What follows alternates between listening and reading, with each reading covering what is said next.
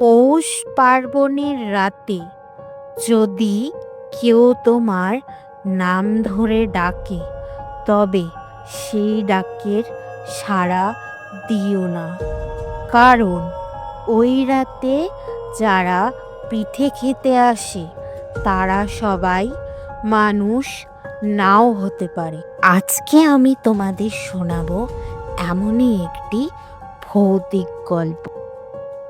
পৌষ মাস মানে গ্রামে অন্যরকম এক আবহ। ভোরের কুয়াশা তখন এত ঘন হয় যে হাত বাড়ালেও নিজের আঙুল দেখা যায় না। খেজুর রসের হাঁড়ি ঝুলে থাকে গাছের গায়ে। উঠোনে উঠোনে পিঠে পুলি বানানোর তোড়জোড়। চুলোর ধোঁয়ায় ভরে যায় চারিদিক।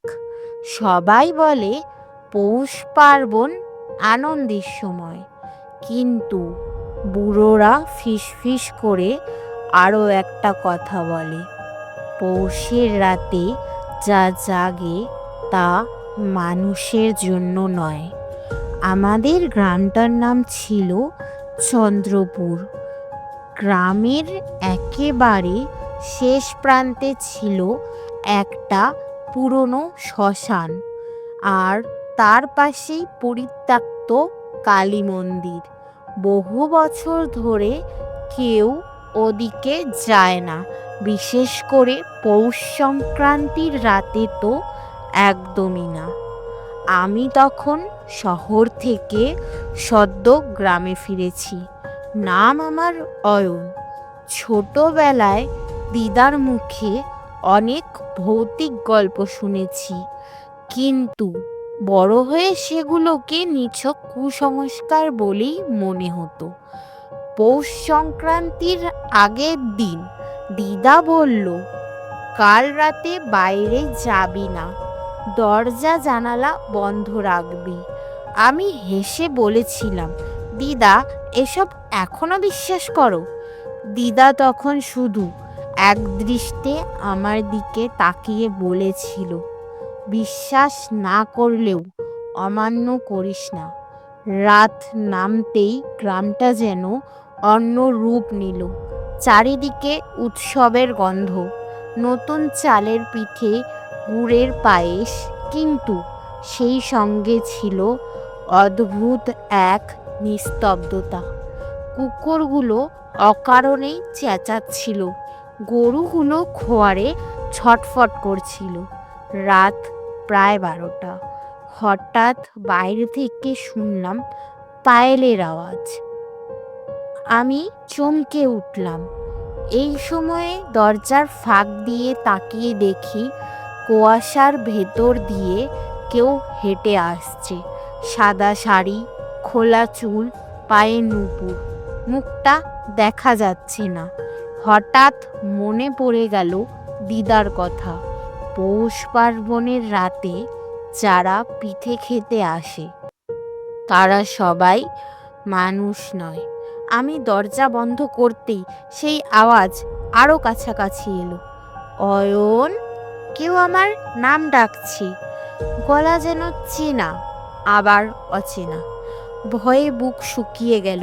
আমি চুপ করে দাঁড়িয়ে রইলাম, কিন্তু এরপর যা ঘটল তার জন্য আমি প্রস্তুত ছিলাম না।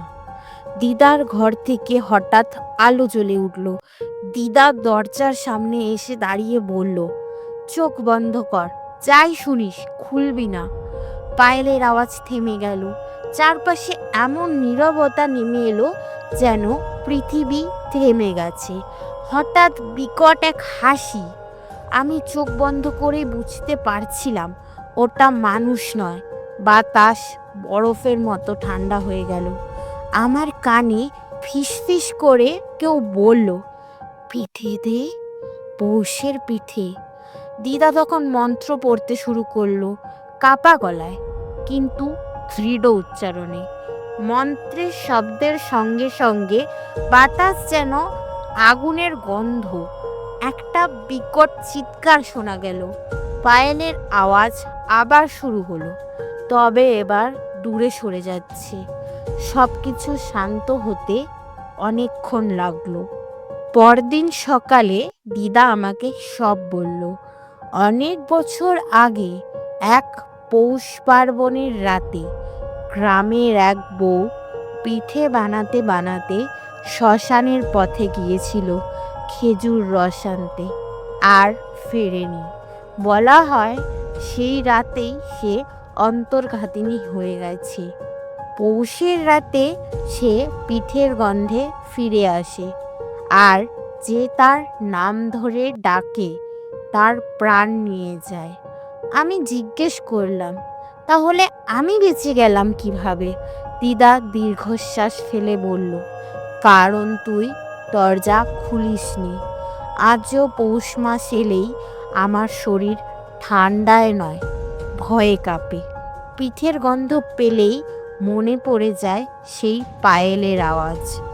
আর গ্রামের শেষ প্রান্তে গেলে আজও শোনা যায় সেই পায়েলের আওয়াজ।